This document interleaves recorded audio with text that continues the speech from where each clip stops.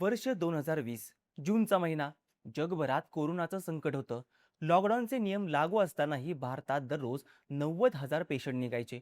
म्हणून पोलीस प्रशासन दिवसेंदिवस कठोर नियम लागू करायचं. नागरिकांच्या सुरक्षेची जबाबदारी पोलिसांच्या खांद्यावर होती. ठरलेल्या वेळेनंतर कुणी बाहेर दिसलं की पोलिसांकडून मारहाण केली जायची. त्या काळात पोलिसांना उलटून बोलायची कुणाची हिंमत नव्हती. या संधीचा काही पोलिसांनी गैरफायदाही घेतला. पण यात टॉपला राहिलं ते म्हणजे तमिळनाडूचं सातानुकुलम पोलीस स्टेशन. लॉकडाऊनमध्ये अगदी निरंकुशपणे वागणाऱ्या सातानुकुलम पोलीस स्टेशनच्या 10 पोलिसांनी दुकानं बंद करण्यासाठी अर्धा तास उशीर केला म्हणून एका मध्यमवर्गीय कुटुंबातल्या बापलेकांना एवढी मारहाण केली की त्यात त्या दोघांचा मृत्यू झाला. पुरावे नष्ट करण्यासाठी त्यांनी पुरेपूर प्रयत्न केले, पण मृत बापलेकांच्या कुटुंबियांनी 6 वर्ष न्यायालयाचे खेटे घातले. त्यांच्या प्रयत्नामुळे बापलेकाच्या मृत्यू प्रकरणात इतिहासात पहिल्यांदाच कोर्टानं एकाच वेळी तब्बल 9 पोलिसांना फाशीची शिक्षा सुनावली. मदुराईच्या जिल्हा न्यायालयानं हा निकाल 6 एप्रिलला दिला. या निकालामुळे हे प्रकरण पुन्हा चर्चेत आलंय. नेमकं काय घडलं? त्या बापलेकांना न्याय मिळवून देण्यासाठी कोर्टाला 6 वर्ष का लागली? सविस्तर जाणून घेऊयात या व्हिडिओमधून. नमस्कार, मी ओंकार आणि तुम्ही पाहताय बोल भिडू. जानेवारी 2020 पासून कोविड-19 चे पेशंट सापडायला लागले. मार्च महिन्यात देशभरात लॉकडाऊन लागलं. रुग्णांची संख्या कमी होऊ लागली आणि 30 मे पासून निर्बंध हळूहळू शिथिल झाले. दुकानांना उघडण्याची आणि बंद करण्याची वेळ ठरवून दिली. त्यानंतर रुग्णांच्या संख्येनुसार प्रत्येक राज्यानं वेगवेगळे नियम बनवले. यात तमिळनाडू सरकारनं दुकानं बंद करण्यासाठी संध्याकाळी 7 वाजताची वेळ दिली. 7च्या नंतर दुकान उघडं दिसलं की पोलीस दुकानदारांना चोप द्यायचे. 19 जून 2020 संध्याकाळी तमिळनाडूच्या तुतीकोरम जिल्ह्यातलं सातानुकुलम शहरात sub inspector Balakrishnan, inspector S Sridhar आणि पोलीस कॉन्स्टेबल एम मुतुराज राऊंडवर होते. दुकानं बंद झाली की नाही हे पाहण्यासाठी ते जीपनं फिरत होते. 7 वाजेपर्यंत सगळ्या व्यापाऱ्यांनी दुकानं बंद केली. पण शहरातल्या कामराज चौकातलं एपीजे मोबाईल सिटी नावाचं दुकान सुरूच होतं. हे दुकान 31 वर्षीय बेनिक्सचं होतं.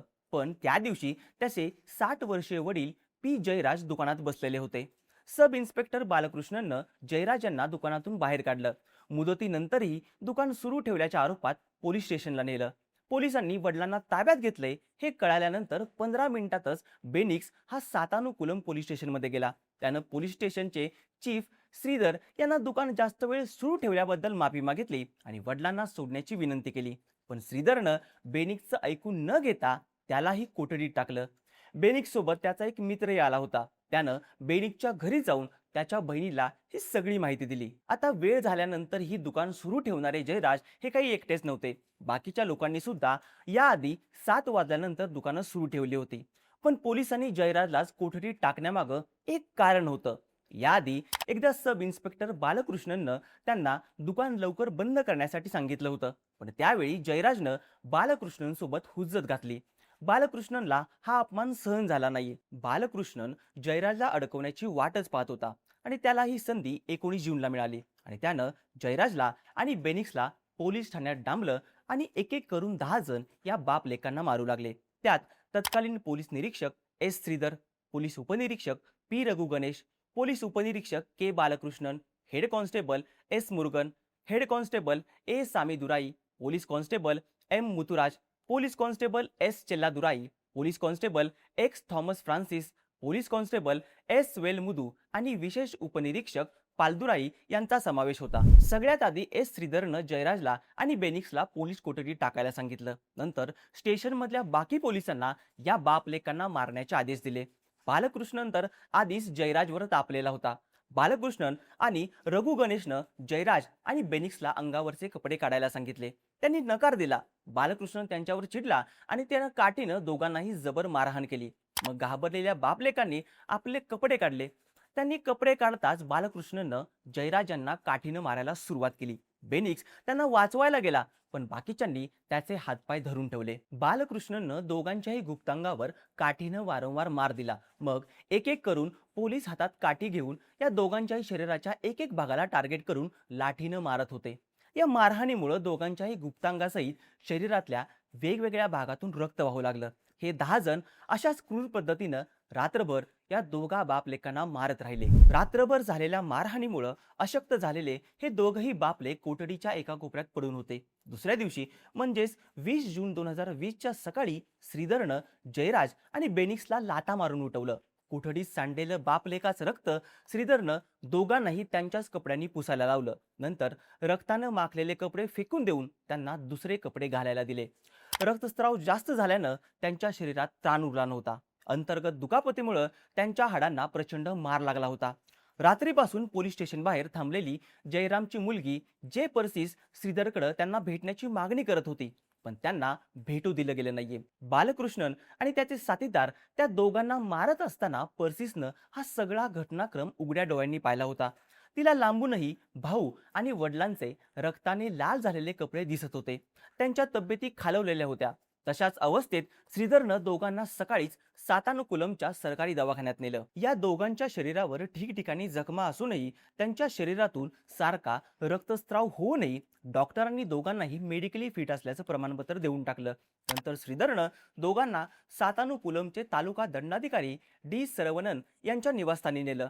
तिथं न्यायाधीशांनी आरोपी म्हणून आणलेल्या जयराज आणि बेनिक्सला जवळून तपासणं अपेक्षित होतं, पण त्यांनी घराच्या बाल्कनीमधूनच हात वर करून जयराज आणि बेनिक्सची पोलीस कोठडी मान्य केली. न्यायाधीशांच्या आदेशानंतर श्रीधरनं या दोघांनाही संध्याकाळी सातानुकुलमपासून तब्बल 100 किलोमीटर दूर असलेल्या कोविलपट्टी जेलमध्ये नेऊन सोडलं.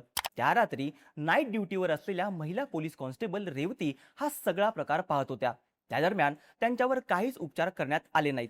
तिथल्या जेलरनंही दोघांच्या शरीरावर एवढ्या जखमा असतानाही वेगळी तपासणी न करता तुरुंगात घेतलं आणि तिथंही दोघांची वैद्यकीय तपासणी केली नाही. कोविलपट्टी जेलमध्ये 20 जूनच्या रात्रीपासूनच जयराज आणि बेनिक्स एका सेलमध्ये उपचाराची वाट पाहत पडले होते. 21 आणि 22 जूनच्या संध्याकाळपर्यंत बेनिक्सची तब्येत जास्त खालावली. 22 जून 2020च्या संध्याकाळी बेनिक्सची प्रकृती अधिकच बिघडली. रात्री 8:30 वाजता त्याला हृदयविकाराचा झटका आला. त्याला नावापुरतं कोविलपट्टीच्या एका हॉस्पिटलमध्ये नेण्यात आलं, पण तिथं पोहोचण्याआधीच त्याचा मृत्यू झाला होता. इकडे मुलाच्या काळजीनं जयराज यांची तब्येत बिघडत होती.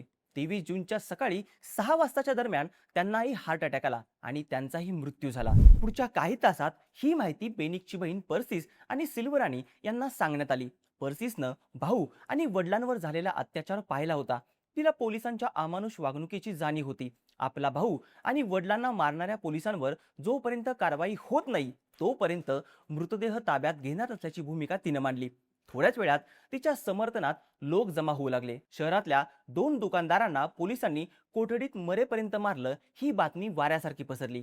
शहरातल्या सगळ्या दुकानदारांनी पोलिसांचा निषेध करण्यासाठी दुकानं बंद ठेवली.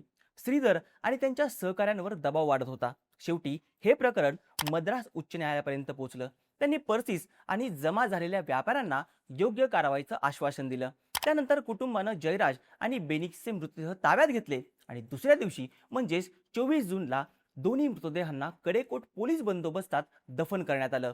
जयराज आणि बेनिक्सच्या अंत्यविधीला सातानुकुलम आणि परिसरातले हजारो व्यापारी उपस्थित होते. त्यांना दफन करण्याआधी 24 जूनच्या सकाळी जयराज आणि बेनिक्सच्या मृतदेहाचं शवविच्छेदन झालं. त्यावेळी दोघांचे 3 नातेवाईक उपस्थित होते आणि या सगळ्या प्रक्रियेचं व्हिडिओ शूटिंगही झालं. यानंतर मद्रास हायकोर्टाच्या आदेशानं हे प्रकरण CID कडे देण्यात आलं. त्यांनी 1 जुलै 2020च्या मध्यरात्री रघु गणेशला अटक केली. दुसऱ्या दिवशी मुख्य आरोपी श्रीधर बालकृष्णन आणि मुथुराजला अटक करण्यात आली. बाकी 6 जणांना CIDनं अटक केली. या 10 आरोपींपैकी एक असलेला पालदुराईचा तपासादरम्यान 10 ऑगस्ट रोजी कोरोनानं मृत्यू झाला. नंतर मद्रास न्यायालयानं कोविलपट्टीच्या तालुका दंडाधिकाऱ्यांना सातानुकुलम पोलीस स्टेशनला तपास करायला पाठवलं. न्यायाधीशांनी घटनेच्या वेळी उपस्थित असलेल्यांची चौकशी केली. त्यांना कोणीच सहकार्य करत नव्हतं. पण घटनेच्या साक्षीदार महिला पोलीस कॉन्स्टेबल रेवती यांनी न्यायाधीशांना सगळा घटनाक्रम सांगितला. तिनं दिलेल्या साक्षीमुळे केस स्ट्रॉंग झाली. त्यानंतर मद्रास उच्च न्यायालयानं हे प्रकरण औपचारिकरित्या CBI कडे सोपवलं. CBIनं सातानुकुलम पोलीस स्टेशनमधून रक्ताचे डाग असलेल्या काठ्या, रक्तानं भरलेले कपडे आणि भिंतीवर उडालेल्या रक्ताचे नमुने घेतले. हे नमुने जयराज आणि बेनिक्सच्या DNA सोबत मॅच झाले. जप्त केलेल्या काठ्यांवर एकूण 10 पोलीस कर्मचाऱ्यांचे फिंगरप्रिंट्स दिसले. पोलीस स्टेशनमध्ये CCTV फुटेज श्रीधरनं आधीच डिलीट केलं होतं, पण CBIनं परिसरातल्या कॅमेऱ्यांचे फुटेज पुरावे म्हणून घेतले.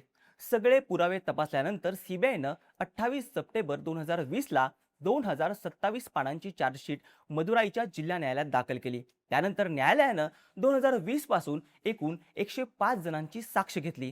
त्यांची उलट तपासणी झाली. 9 आरोपींना 9 वेगवेगळे वकील लावले. त्यामुळं सगळ्यांचीच बाजू न्यायालयाला ऐकावी लागली. दरम्यानच्या काळात 9 आरोपींनी अनेक वेळा जामिनासाठी अर्ज केला, पण कोर्टानं ते सगळे अर्ज फेटाळून लावले. ही सगळी प्रक्रिया 6 एप्रिल 2026 पर्यंत चालली आणि शेवटी 6 एप्रिलला मदुराई जिल्हा न्यायालयाचे अतिरिक्त न्यायाधीश जी मुथुकुमारन यांनी हा गुन्हा दुर्मिळातला दुर्मिळ असल्याचं नमूद केलं आणि 9 आरोपींना फाशीची शिक्षा सुनावली. शेवटी पर्सिस आणि सिल्वा राणीच्या संघर्षाला यश मिळालं. आता हा निकाल अंतिम संमतीसाठी मद्रास उच्च न्यायालयात पाठवण्यात आलाय.